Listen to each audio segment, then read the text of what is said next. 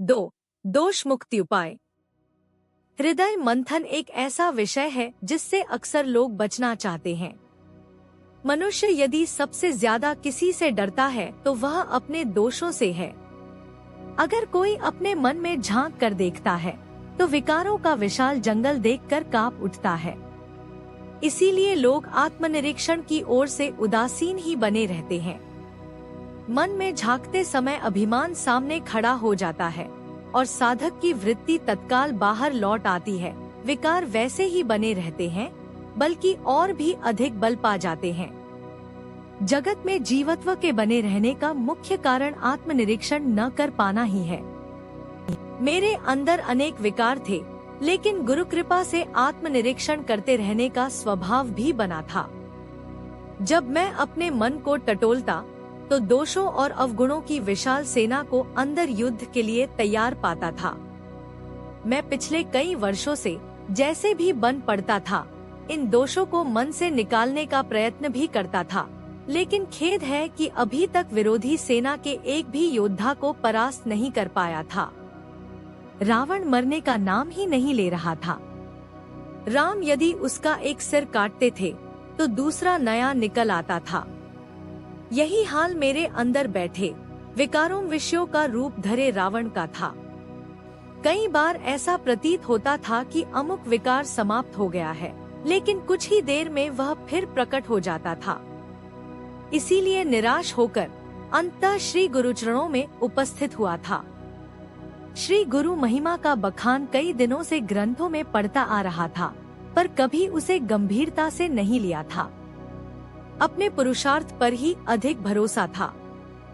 पुरुषार्थ करते करते थक गया। अब निराश उदास हो चला था तो गुरु कृपा की अनिवार्यता का एहसास हुआ। महाराज श्री जब नांगल पधारे थे तो वहाँ सत्संग में एक दिन आपने कहा था कि शास्त्र का अध्ययन तो बहुत लोग करते हैं, लेकिन शास्त्र की कृपा प्राप्त नहीं कर पाते। शास्त्र कृपा तभी समझी जानी चाहिए जब गुरु प्राप्ति की जिज्ञासा अंतर में जागृत हो जाए। शास्त्र कृपा का कार्य गुरु कृपा की ओर उन्मुख कर देना है। यही हालत मेरी थी। शास्त्रों का अध्ययन काफी करता था, लेकिन शास्त्र कृपा प्राप्त न कर सका था। जब पुरुषार्थ से निराश हो गया तो शास्त्र कृपा प्रकट हो गई। मैं देवास पहुंच गया। मैंने महाराज श्री से अपनी व्यथा कह सुनाई। मुझे पता है कि मुझ में कई दोष हैं। कई ऐसे भी होंगे जिनका मुझे पता नहीं। इन दोषों से लड़ने का भरसक प्रयत्न भी करता आ रहा हूँ, पर ऐसा लगता है कि अभी तक एक भी दोष को मन से निकाल नहीं पाया। क्या करूँ? महाराज श्री ने उत्तर दिया, दोष ऐसे निकलेंगे भी नहीं। दोषों, विकारों, अवगुणों तथा वासनाओं का मूल कारण संस्कार है। जब तक संस्कारों पर आघात नहीं होगा, दोष आदि कभी भी पीछा नहीं छोड़ेंगे। एक दोष को मन से हटाओगे तो संस्कार उसे पुनर्जीवित कर आपके मन में उपस्थित कर देंगे। प्रायः साधक विकारों से ही लड़ते रहते हैं तथा संस्कारों को अछूता छोड़ देते हैं। संभवतया यही भूल तुम भी करते रहे हो, इसीलिए अभी तक सफल नहीं हो पाए हो। यह बात भी है कि अपना प्रयत्न अभिमान युक्त होने से साधक स्वयं के पुरुषार्थ से दोष मुक्त हो भी नहीं सकता। अभिमान युक्त होने से मन को दोषयुक्त तो कर सकता है, लेकिन मुक्त नहीं कर सकता। इसके लिए ईश्वर की कृपा शक्ति की ही आवश्यकता है। दोष मुक्ति कृपा के आश्रित है। ईश्वरीय कृपा से ही अंतर में ज्ञानाग्नि, योगाग्नि जागृत होती है। इसी को कुंडलिनी, आहवादिनी या प्रत्यक चेतना की जागृति कहा जाता है। यही वेदांत के प्रज्ञान की अनुभूति है। यही अग्नि विकारों वासनाओं के साथ साथ इनके मूल कारण संस्कारों को भी भस्म कर देती है। जीव का अपना पुरुषार्थ किसी काम नहीं आता। वह जितना अधिक पुरुषार्थ करता है उतना अभिमान ही बढ़ाता है। इसका यह अर्थ कदापि नहीं कि पुरुषार्थ करना ही नहीं चाहिए। करना चाहिए और अवश्य करना चाहिए। पुरुषार्थ करते करते जब साधक हार मान जाएगा तभी उसका अनुभवयुक्त निश्चय होगा कि स्वयं के पुरुषार्थ से कुछ होने वाला नहीं। तभी वह प्रभु कृपा के आश्रित होकर भगवान से प्रार्थना करेगा, गुरु चरणों की प्राप्ति की जिज्ञासा करेगा। उसमें समर्पण भाव का स्वाभाविक विकास होगा। ईश्वर तथा गुरु कृपा से कृपा शक्ति की प्राप्ति का अनुभव उपलब्ध होगा। इसका यह अर्थ भी नहीं कि कृपा प्राप्ति के उपरांत साधक का उत्तरदायित्व समाप्त हो जाता है। जब तक तनिक भी अभिमान शेष है तब तक उत्तरदायित्व समाप्त भी कैसे हो सकता है।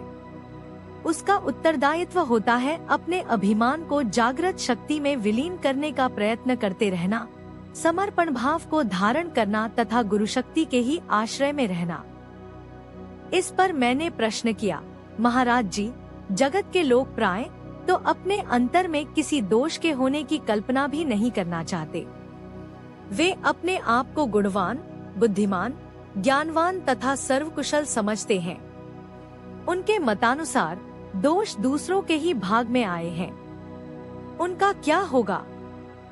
उत्तर, यह सब उनका अभिमान ही है। ऐसा कोई जीव नहीं जिसमें गुण तथा दोष न हो। अधिकतर तो दोष ही होते हैं। दूसरों के दोष देखना क्या दोष नहीं है? अपने दोषों के प्रति उदासीनता क्या दोष नहीं है? अपने गुणों का अभिमान क्या दोष नहीं है? राग द्वेष, ईर्ष्या, प्रतिशोध की भावना क्या दोष नहीं है? तुमने पूछा कि उनका क्या होगा? जब तक होश नहीं आएगा तब तक ऐसे ही माया की चक्की में पिसते रहेंगे। जब तक अंदर देखने के स्वभाव का विकास नहीं होता तब तक दोष दिखाई नहीं देते। प्रश्न, क्या दोषों को देखने से ही दोष समाप्त हो जाते हैं? उत्तर, नहीं। दोषों को देखना, उनका पता लगाना तो दोषक्षय का आरंभ मात्र है।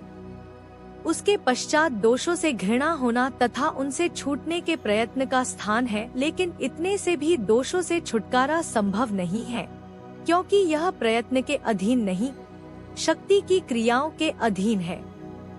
जो दोष संचित संस्कारों से संबंधित है वह क्रियाओं के अधीन है। साधक का कर्तव्य है कि ऐसी क्रियाएं होने पर अत्यंत सावधान रहे।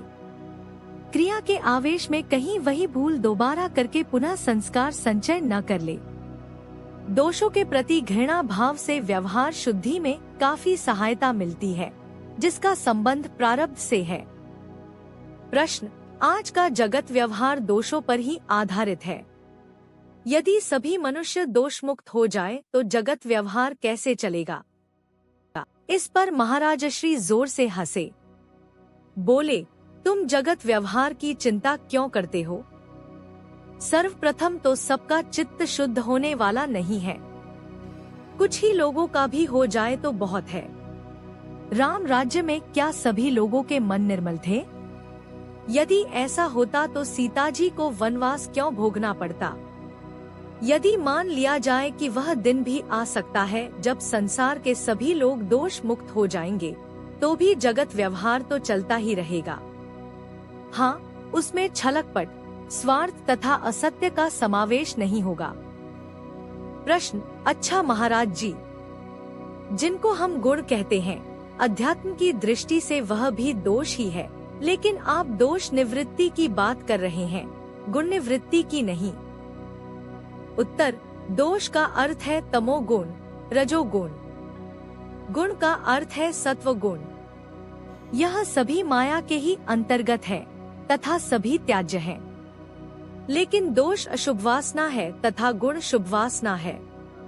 अशुभ वासना कभी शांत नहीं होती, शांत होकर फिर उदय हो उठती है, लेकिन शुभ वासना आत्मस्थिति होने पर स्वयं ही शांत हो जाती है। इसीलिए हमने बार बार दोष निवृत्ति की ही बात की है। दोष केवल जगदाभिमुखी होते हैं। गुण यदि अभिमानयुक्त होते हैं तो सत्वगुणी होने पर भी दोष हो जाते हैं। अभिमान रहित सत्वगुणी गुण ही गुण कहे जाते हैं। यह आत्माभिमुखी होते हैं। यही शुभ वासना है जो आत्मस्थिति होने पर विलीन हो जाती है।